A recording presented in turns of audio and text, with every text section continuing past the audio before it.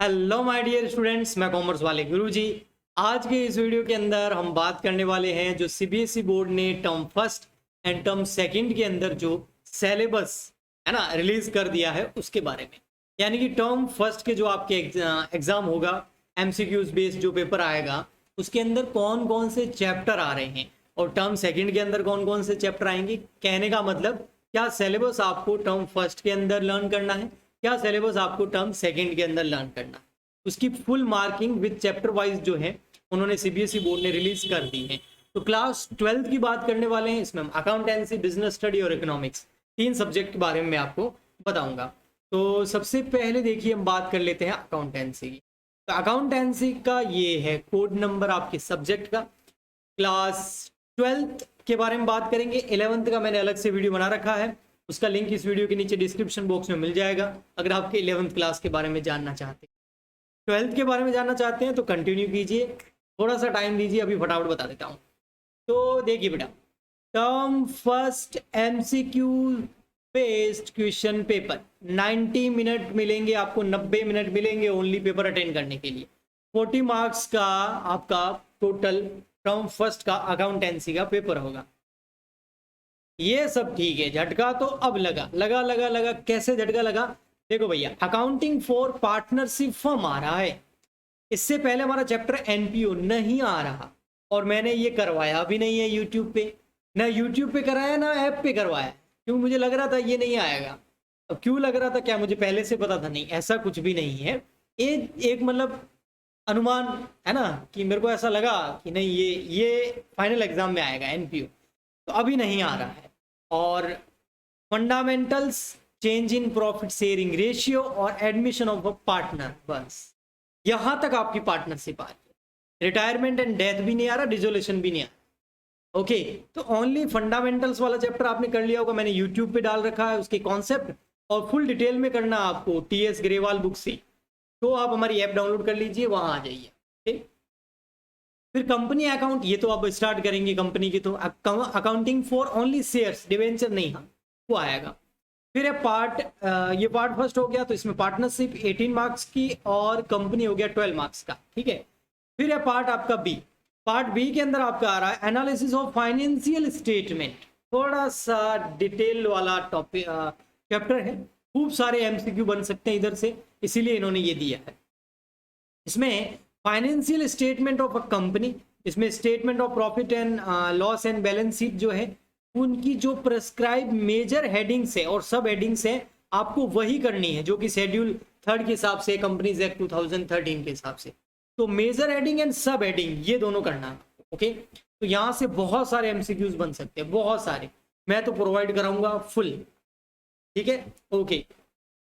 Tools of analysis, ratio analysis, ठीक है। अब tools of analysis and ratio analysis वाला चैप्टर वो भी आएगा, और ये और अकाउंटिंग ऑफ रेशियो, ये टोटल मिला के कितने को हो गए? 10 मार्क्स के। तो टोटल ये कितना हो गया? ये आ गया आपका 40 यहीं पर होगा। ओके, तो कोई बोलेगा सर ये और क्या है? ये और इसके बीच में है, या तो पार्ट बी ये कीजिए या फिर ये कंप्यूटराइज अकाउंटिंग जो है वो कीजिए। ओके, दोनों में से, ये हमेशा से ही है, अभी से नहीं है, जब पहले एग्जाम होते थे तब भी होता था। ओके, तो वो 10 मार्क्स का है, बट अधिकतर ये स्टूडेंट नहीं करते हैं, वो यही करते हैं। तो मेन अकाउंटिंग में आपके 40 मार्क्स यहाँ से हो गया। हाँ, जिनके कंप्यूटर अकाउंटिंग ले रखी होती है वो ये करते हैं। ओके, 10 मार्क्स का है। फिर आपके यहाँ पर ये हो गया कितने का? 40 का, और इसमें 10 मार्क्स आपके ऐड हो जाएंगे प्रोजेक्ट वर्क के। तो 10 प्रोजेक्ट वर्क के, तो टोटल कितना हो गया? 50। सर प्रोजेक्ट वर्क के तो 20 थे ना पहले?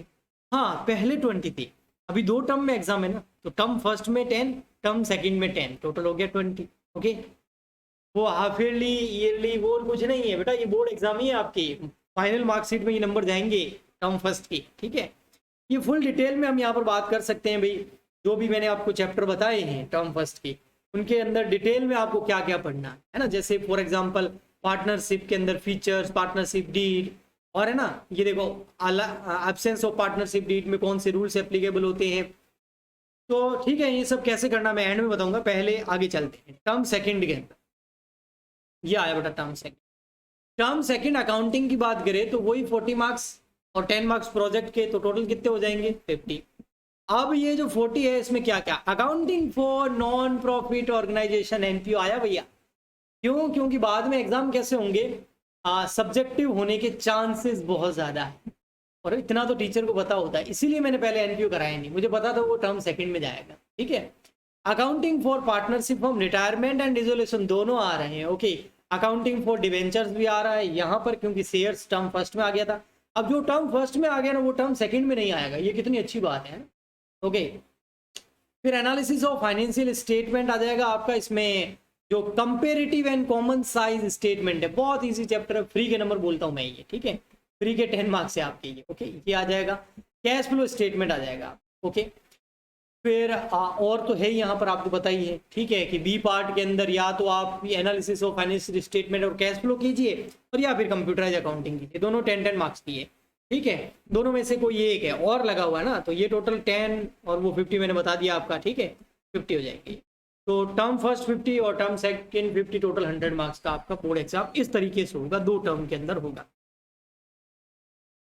इकोनॉमिक्स की बात कर लेते हैं। इकोनॉमिक्स के अंदर कोड नंबर ये रहा आपके सामने, और एमसीक्यू बेस्ड पेपर आएगा आपका टर्म फर्स्ट का, इसके अंदर 40 मार्क्स वही है आपका। क्या क्या आएगा, तो 2 पार्ट है इसके अंदर, पार्ट ए और part B. First part introductory to macroeconomics, इसमें मनी एंड बैंकिंग आएगा, गवर्नमेंट बजट एंड इकोनॉमी आएगा, बैलेंस ऑफ पेमेंट आएगा। मतलब शुरू के चैप्टर जो है ना नेशनल इनकम वगैरह वो नहीं आएंगे, इसलिए मैंने तो इकोनॉमिक्स स्टार्ट ही नहीं किया अभी तक यूट्यूब पे। तो हाँ, वहां पर जरूर हो चुका है ऐप पर। ठीक है, क्यों? क्योंकि मुझे पता था शुरू के चैप्टर जो है आने के चांसेस कम थे। अब आपको कैसे पता था बेटा? अनुमान पढ़ा कढ़ा के ये तो पता लग जाता है भाई, एमसीक्यूज बेस्ड वाले कौन से चैप्टर हैं, कहाँ से एमसीक्यूज ज्यादा बन सकते हैं, है ना। तो आपको भी जानना है, बहुत सारे एमसीक्यूज चाहिए, तो हमारे साथ जुड़े रहें, चैनल सब्सक्राइब करें, बहुत कुछ मिलेगा आपको यहाँ पर। नए हैं आप तो, पुराने तो बेचारे जानते हैं, बेचारे मेरे प्यारे, मैं बेचारा मेरे प्यारे। ठीक है, इंडियन इकोनॉमिक डेवलपमेंट जो है, डेवलपमेंट एक्सपीरियंस, इकोनॉमिक रिफॉर्म, ये आएगा आपका। ठीक है, Indian economy, liberalisation, privatisation, globalisation. ठीक है, current challenges and facing Indian economy, poverty और ह्यूमन कैपिटल जो फॉर्मेशन है, रूरल डेवलपमेंट है, ये सब आएगा। पार्ट जो ए है वो 30 का, और पार्ट बी जो है ये पीरियड है, सॉरी, पार्ट ए जो है वो 18 मार्क्स का है टोटल, और पार्ट बी जो है आपका 12 और ये हो गया 22। ठीक है, तो 18 और 22 हो गया आपके 40 में 10 मार्क्स हो जाएंगे आपकी किस चीज़ की, 10 मार्क्स किस चीज़ के हो जाएंगे, प्रोजेक्ट वर्क के, तो टोटल आ गया आपका 50। ठीक है, अच्छा ये देखो, ये बहुत इंपॉर्टेंट नोट यहाँ पर दिखा है, student would prepare only 1 project. अच्छा, आपको 2 प्रोजेक्ट नहीं बनाने हैं term first and term second के लिए, एक ही प्रोजेक्ट को बनाना है। वो प्रोजेक्ट जो है 2 पार्ट के अंदर डिवाइड हो जाएगा। Okay, which is divided into 2 terms, term first and term second, अलग अलग 2 प्रोजेक्ट आपको नहीं बनाने, ये बहुत अच्छी बात है। ठीक है, फिर बात करते हैं हम टर्म सेकंड की। तो सब्जेक्टिव क्वेश्चन पेपर आने के चांसेस ज़्यादा है, 99%, टोटल 40 वही। अब यहाँ आएगा आपका पार्ट फर्स्ट और पार्ट सेकंड के अंदर national income and related aggregates और determination of income and employment, ये आ जाएगा।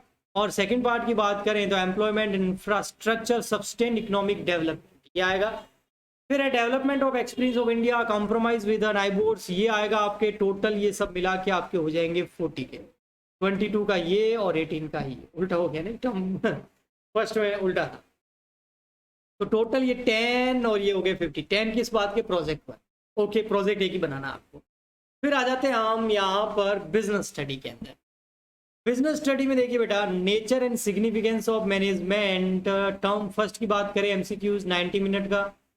Nature and significance of management, principle of management और बिजनेस एनवायरनमेंट, ये 3 चैप्टर यूट्यूब पे, 2 चैप्टर शुरू के हो चुके हैं, 3rd वाला चल रहा है। प्लानिंग एंड ऑर्गेनाइजेशन के जो इंपॉर्टेंट टॉपिक है वो मैंने यूट्यूब पे डाल रखे हैं, मतलब ये 5 के 5 चैप्टर मैंने यूट्यूब पे बहुत अच्छे से डाल रखे हैं। इन सब अकाउंटेंसी, बिजनेस स्टडी, इकोनॉमिक्स, इनके बारे में यूट्यूब पे मैंने जितना मटेरियल अवेलेबल कराया ना, उन सब का लिंक इस वीडियो के नीचे डिस्क्रिप्शन बॉक्स में आपको मिल जाएगा, आप जाके एक बार चेक करना, आपको अच्छा लगेगा।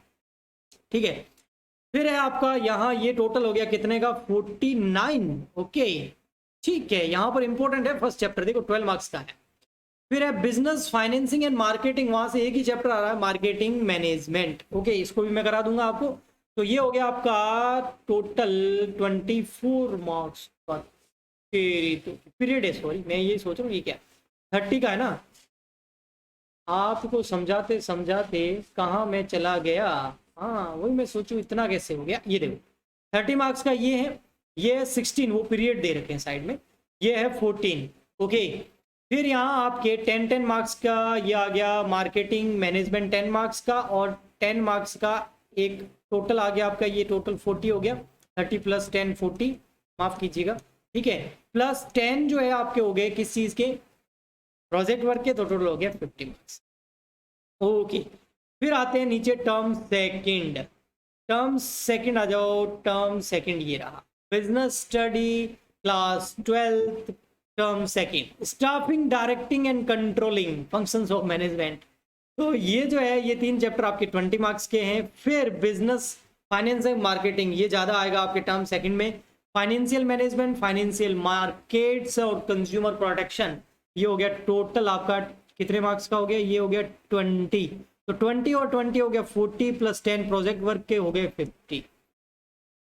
अभी अगर आपको डिटेल में जानना है कि सर एमसीक्यूज कहाँ से बनेंगे कैसे बनेंगे, तो आपके काम की होती है इन टर्म्स के नीचे दे रखी होगी ये वाली डिटेल, ये वाली जैसे टर्म फर्स्ट है ना, इसके नीचे जो ये डिटेल दे रखी है, यहाँ आपको बहुत अच्छा आइडिया लग सकता है कि कैसे कैसे क्वेश्चंस आ सकते हैं। अगर आपको खूब सारे एमसीक्यूज चाहिए, और एमसीक्यूज यानी कि टर्म फर्स्ट में जो एमसीक्यूज पेपर बेस्ड पेपर होंगे ना आपके, इसमें आपको स्टडी पता है बेटा कैसे करनी है। सबसे पहले तो मुझे कैसे पता, देखो बेटा मैं जब 12th के बाद 12th क्लियर हुआ था, उस टाइम हमारे एमसीक्यूज बेस्ड पेपर जो हुआ था वो सीपीटी का हुआ था, जिसको आजकल सीए फाउंडेशन बोलते हैं। उस टाइम सीपीटी के अंदर 4 सब्जेक्ट जो होते थे वो चारों के चारों एमसीक्यूज बेस आते थे। तो मैंने खुद सेल्फ ही किया था सब, ठीक है, और घर बैठ के मैंने, तो वहाँ पर मैंने कैसे तैयारी करी थी, मैंने खूब सारे एमसीक्यूज बनाए थे, और मैंने क्या किया था, मतलब एक पैराग्राफ के अंदर 10-10 एमसीक्यूज बना देता था, है ना। मतलब कहीं से भी आ सकता है एमसीक्यूज, यहाँ पर कुछ भी टॉपिक इंपॉर्टेंट लेस इंपॉर्टेंट कुछ भी नहीं है, कहीं से भी कौन सी लाइन में से भी जो है आपका एमसीक्यूज आ सकता है। तो थोड़ा हार्ड हो जाता है ये, आपको लाइन बाय लाइन अच्छे से समझ के और पढ़ना पड़ता है। तो मतलब है ना, कोई भी कुछ भी चीज़ आप छोड़ नहीं सकते, कोई भी चीज़ आप मिस नहीं कर सकते, कोई लेस इंपॉर्टेंट या मोस्ट इंपॉर्टेंट नहीं है, आपको सारा डिटेल के अंदर पढ़ना है। अब यहाँ ये थोड़ा मुश्किल हो जाता है, क्योंकि ना तो अभी तक 12th के जो टीचर हैं उनकी ऐसी प्रैक्टिस है, और ना ही 12th के टीचर या 12th के स्टूडेंट इस तरीके के एग्ज़ाम जो है देते हैं। हाँ 12th के बाद में बहुत सारे एग्ज़ाम होते हैं, तो उन बच्चों को अच्छा नॉलेज होता है। तो इसमें मैं आपकी हेल्प कर सकता हूँ, क्योंकि मेरी ये आदत है, क्योंकि मैं सीपीटी बोला आपको जैसे कि, है ना, और भी एमसीक्यूज बेस्ड पेपर जो है लास्ट ईयर ऐप पे जो है मैंने एमसीक्यूज बनाए थे बहुत सारे हर चैप्टर के, ठीक है, क्योंकि मुझे वो अच्छा लगता है, थोड़ा बढ़िया एकदम उसमें कॉन्सेप्ट सारे क्लियर हो जाते हैं, कुछ भी चीज़ रहती नहीं है, तो मैं पहले से उसके फेवर में था। तो आपको इस यूट्यूब चैनल से बहुत हेल्प मिल सकती है, हमारा टेलीग्राम चैनल है उससे आपको हेल्प मिल सकती है, और हमारी ऐप है वहाँ तो आपको फुल डिटेल मतलब मिलेगी हेल्प। तो मैं ये नहीं कह रहा हूँ आप हमारी ऐप पे आ जाइए, मैं तो आपको जस्ट इन्फॉर्मेशन दे रहा हूँ कि हमारी ऐप भी है कॉमर्स वाले गुरुजी। इस वीडियो के नीचे आपको उसका लिंक मिल जाएगा। अगर आपको डिटेल में मेरे साथ लाइव पढ़ना है, बहुत सारा मटेरियल चाहिए, तो वहाँ जाइए। आपको अगर मेरे से हेल्प चाहिए तो आप हमारा टेलीग्राम चैनल ज्वाइन कर लीजिए। टेलीग्राम चैनल का भी यही नाम है, कॉमर्स वाले गुरुजी, बिना स्पेस का जाके लिखना और आगे @ लगा देना, आ जाएगा, उसको ज्वाइन कर सकते। यूट्यूब चैनल तो आपको पता ही है, ठीक है, तो यहाँ पर आपके लिए हेल्प के लिए आते रहेंगी चीज़ें। अगर आप वास्तव में इधर उधर कहीं कोचिंग ज्वाइन करना चाहते हैं तो ऑनलाइन ऐप हमारी जो है उस पर आ जाइए। अगर आप ओनली हेल्प लेना चाहते हैं तो यूट्यूब और टेलीग्राम पे हमसे जुड़ जाइए, आपको हेल्प मिलती रहेगी। हम मिलेंगे नेक्स्ट वीडियो के अंदर, तब तक के लिए गुड बाय, थैंक यू। पढ़ाई पे लग जाइए, ऑल द बेस्ट, थैंक्स।